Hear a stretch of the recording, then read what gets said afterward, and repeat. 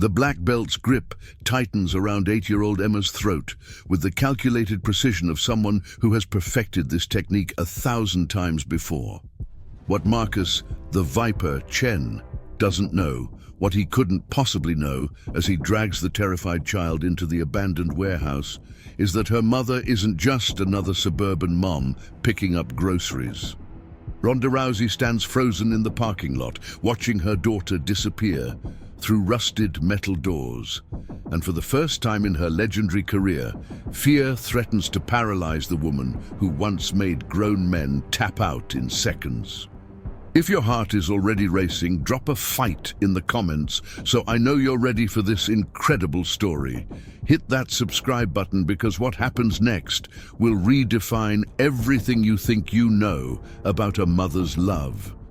And smash that hype button. Trust me, you'll want to be part of this community when this unfolds. The afternoon sun beats down mercilessly on the cracked asphalt of the Riverside shopping center, where Ronda had been enjoying a rare moment of normalcy, just a mother and daughter running errands together. Emma had been chattering excitedly about her upcoming school science fair, her small hand warm in Ronda's as they walked toward their car loaded with poster board and markers. It was supposed to be one of those perfect, ordinary moments that Ronda treasures more than any championship belt she's ever won. But Marcus Chen had been watching them for weeks. The disgraced former MMA fighter, stripped of his license after a brutal assault that left his last opponent permanently brain damaged, had been nursing a grudge against Ronda that festered like an infected wound. In his twisted mind, she represented everything he'd lost. The respect, the fear, the power that came with being untouchable in the ring. Taking her daughter wasn't just revenge, it was a way to prove that even legends could be brought to their knees. The warehouse looms before Ronda like a concrete tomb, its broken windows staring down at her like dead eyes. She can hear Emma's muffled cries echoing from somewhere deep inside the building, and each sound drives a spike of pure terror through her chest. This isn't the octagon where rules and referees provide some semblance of safety. This is real, raw, and infinitely more dangerous than any fight she's ever faced. Ronda's phone buzzes with a text from an unknown number. "You have 30 minutes to get inside. Come alone, or your little girl learns what happens when mommy can't protect her." The message is accompanied by a photo that makes Ronda's blood turn to ice. Emma tied to a chair, tears streaming down her face, with Marcus standing behind her like a predator savoring his prey. Every instinct screams at Ronda to call the police, to wait for backup, to do anything except walk into what is obviously a trap. But she also knows that 30 minutes might as well be 30 seconds when a child's life hangs in the balance. Marcus isn't just unstable, he's desperate, and desperate men with nothing left to lose are capable of unspeakable things. The warehouse door creaks open under Ronda's touch, revealing a maze of shadows and rusted machinery that turns the building into a funhouse of horrors. The air smells of motor oil and decay, and somewhere in the distance, she can hear the steady drip of water echoing like a metronome counting down to disaster. Each step forward takes her deeper into Marcus's domain, further from any hope of rescue. "Mommy!" Emma's voice cuts through the darkness like a knife, and Ronda has to bite her tongue to keep from calling back. Revealing her position too early could be fatal for both of them. Instead, she moves with the silent precision that made her a champion, using every shadow and support beam as cover while she navigates toward her daughter's voice. The main floor of the warehouse opens up like an arena, and Ronda realizes with growing horror that Marcus has planned this encounter down to the smallest detail. Emma sits tied to a chair in the center of the space, surrounded by a circle of industrial lights that turn her into a spotlight performer in the most twisted show imaginable. Marcus emerges from the shadows wearing his old fighting gear, his black belt tied with ceremonial precision around his waist. "Welcome to my dojo, champion." Marcus's voice echoes off the concrete walls with mock formality. "I've been looking forward to this lesson for a very long time."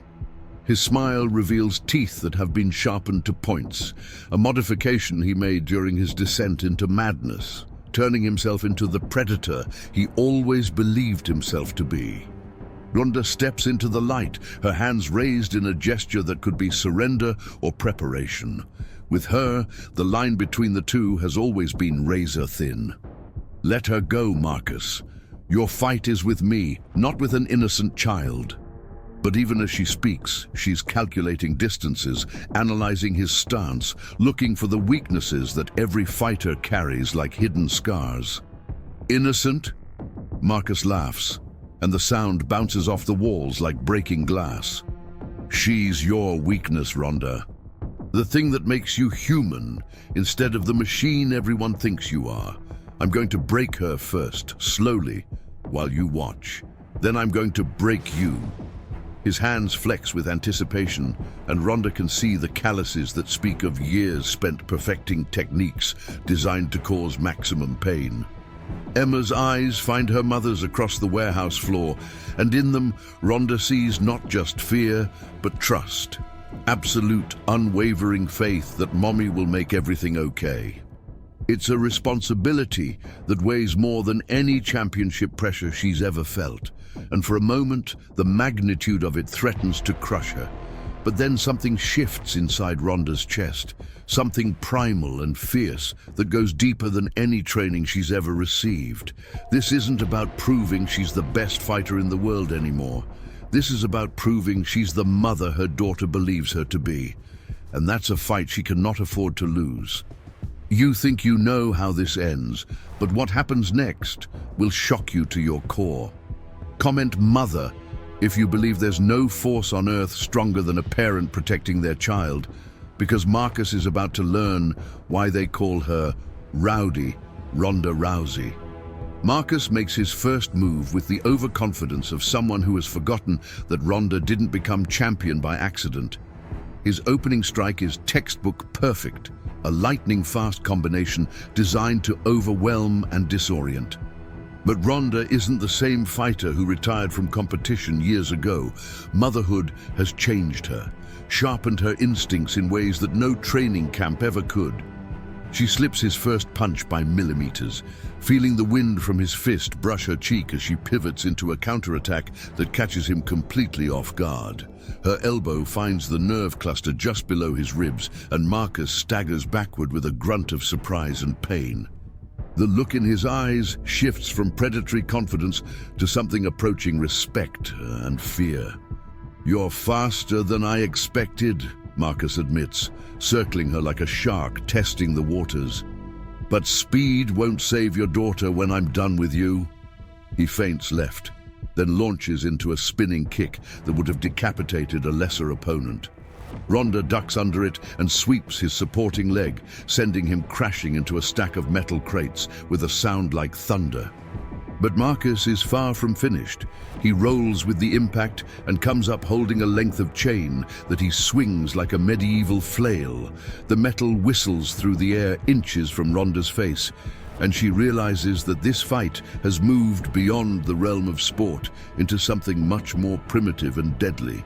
Emma's sobs echo through the warehouse, and each cry drives Ronda deeper into a state of focused rage that she's never experienced before. This isn't the controlled aggression of competition. This is the fury of a mother whose child is in danger, and it transforms her into something that Marcus clearly wasn't prepared to face. The chain catches Ronda across the shoulder, tearing through her shirt and drawing blood, but she barely feels the pain. Instead, she uses Marcus's momentum against him, grabbing the chain and using it to pull him off balance before driving her knee into his solar plexus with enough force to lift him off his feet. Marcus doubles over, gasping for air, but his hand finds the knife he's kept hidden in his boot. The blade gleams in the harsh warehouse lights as he slashes upward, aiming for Ronda's throat. She twists away, but not quickly enough. The knife opens a shallow cut across her collarbone that sends blood streaming down her chest. "First blood to me," Marcus pants, his smile returning despite the obvious pain he's in. "How does it feel to bleed in front of your daughter, champion?" How does it feel to know you're not invincible after all? Ronda touches the cut, her fingers coming away red, and something inside her snaps. The careful control she's maintained throughout her career, the discipline that made her a champion, evaporates like mist in the desert sun. What remains is pure, undiluted maternal fury, a force of nature that Marcus has awakened but cannot hope to contain. Her next attack comes in a blur of motion that defies human comprehension. Marcus tries to bring up his knife, but Ronda's hand clamps around his wrist with crushing force, and the sound of breaking bones echoes through the warehouse like gunshots. The knife clatters to the floor as Marcus screams, but Ronda isn't finished. She pivots and throws him with a technique that combines judo precision with the raw power of a mother protecting her young. Marcus flies through the air and crashes into a concrete support pillar with an impact that shakes dust from the rafters. He slides to the ground, leaving a smear of blood on the concrete, but somehow manages to struggle back to his feet. "You can't win!" Marcus gasps, blood frothing at the corners of his mouth. "Even if you beat me, there are others, my associates who know where you live, where your daughter goes to school. Kill me, and you'll spend the rest of your life looking over your shoulder." For a moment, Ronda hesitates. The threat is real. She can see the truth of it in Marcus's eyes. But then Emma's voice cuts through her doubt like a beacon in the darkness. "I believe in you, Mommy," the little girl calls out, her voice steady despite her tears. "You're the strongest person in the whole world." Those words hit Ronda with more force than any punch she's ever taken. Emma doesn't just believe in her physical strength, she believes in her moral strength, her ability to do what's right, even when it's difficult. And in that moment, Ronda knows exactly what she has to do. Instead of delivering the killing blow that Marcus clearly expects, Ronda steps back and pulls out her phone. Her fingers fly over the screen as she activates the recording function and begins documenting everything. Marcus's threats, his confession about associates, the evidence of his assault on Emma. She's building a case that will put him away forever without making her daughter witness her mother becoming a killer. "You think you're so smart," Marcus snarls, struggling to stand despite his obvious injuries. "But you don't understand. This isn't over. It will never be over." "You're right," Ronda replies, her voice calm despite the adrenaline coursing through her veins. "It's not over, but it's not going the way you planned either." She holds up her phone, showing him the recording. "Everything you've said, everything you've done, it's all here. Your associates, your threats, your confession. The FBI is going to be very interested in this." The color drains from Marcus's face as he realizes the trap he's walked into. In his arrogance, he's provided enough evidence to destroy not just himself, but the entire network he's been threatening her with. His carefully planned revenge has become his own downfall. Police sirens wail in the distance, growing closer by the second. Ronda had activated a silent alarm on her phone when she first entered the warehouse, and now backup is finally arriving. Marcus makes one last desperate lunge toward Emma, but Ronda intercepts him with a takedown that leaves him unconscious on the concrete floor. Emma runs into her mother's arms as the police flood into the warehouse, and Ronda holds her daughter tight enough to convince herself that this nightmare is really over. The little girl is shaking but unharmed, and as Ronda breathes in the familiar scent of her daughter's hair, she realizes that she's learned something important about herself today. She's always known she was a fighter, but today she discovered she's something even more powerful. She's a mother who will go to any lengths to protect her child. The championship belts and accolades that once defined her seem insignificant compared to the simple fact that Emma is safe in her arms. What would you have done in Ronda's position? Would you have had the restraint to choose justice over revenge when your child's life was on the line? Share your thoughts in the comments below. Because stories like this remind us that true strength isn't just about what we can destroy, but about what we choose to protect. If this story moved you, hit that like button and subscribe for more incredible tales of courage, love, and the unbreakable bonds between parents and children. In the weeks that follow, Marcus and his entire network are dismantled by federal authorities using the evidence Ronda provided. Emma returns to school with a new appreciation for her mother's strength, but more importantly, with the knowledge that real heroes don't just win fights, they win them the right way, even when the wrong way would be easier. Ronda continues her career with a deeper understanding of what truly matters, and every time she steps into the spotlight, she carries with her the memory of her daughter's voice saying, "I believe in you, Mommy." It's a reminder that the most important victories aren't won in front of crowds. They're won in moments when no one is watching except the people who matter most. This story is a work of fiction and does not represent real events involving any actual persons. It explores themes of parental protection and moral courage in extreme circumstances.